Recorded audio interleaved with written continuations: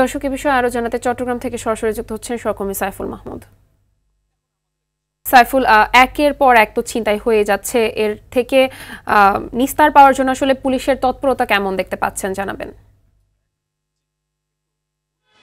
যে মাহবুবা আসলে যেমনটি বলেছেন, চট্টগ্রাম নগরী কিন্তু এখন একটা আতঙ্কের নগরীতে পরিণত হয়েছে। আমি আসলে বেশ কিছু তথ্য যদি আপনাকে দিয়ে থাকি, সেটি হচ্ছে যে চট্টগ্রামে 5ই আগস্টের পর থেকে কিন্তু আসলে আইন শৃঙ্খলার যে অবনতির ঘটনা ঘটেছে, এই আইন শৃঙ্খলা অবনতির কারণে কিন্তু চট্টগ্রামে একের পর এক ছিনতাই, খুন, রাহাজারি চলছে। কোনোভাবে কিন্তু আসলে এটা পরিস্থিতি পুলিশের পক্ষ থেকে আসলে সামাল দেওয়া যাচ্ছে না।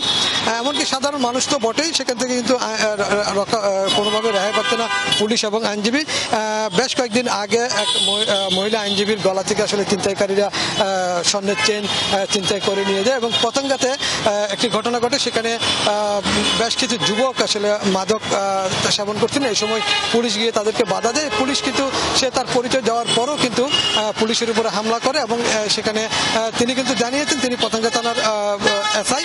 এরপরও কিন্তু মাদক শিবিরে ওনার উপরে হামলা করে। হামলা করার পরে কিন্তু তাকে তার জামা কাপড়ও কিন্তু ছিঁড়ে ফেলে এবং তাকে বেশ কয়েকবার কিন্তু হেনস্থা করার চেষ্টা করেন। এরপর পরে কিন্তু পুলিশ অভিযান চালিয়ে 12 জনকে গ্রেপ্তার করে এবং গত সপ্তাহে সাতকানিয়াতে একটা ঘটনা ঘটেছিল, সেখানেও কিন্তু 2 জামাত কর্মীকে কিন্তু আসলে অজ্ঞাত সন্ত্রাসীরা পিটিয়ে হত্যা করে।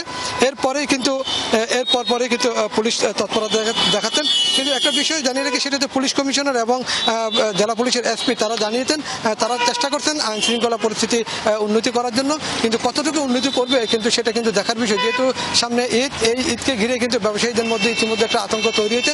কোথাও না কোথাও চট্টগ্রামে আসলে প্রতিদিনই কিন্তু এই ধরনের মারামারি হচ্ছে, খুন হচ্ছে।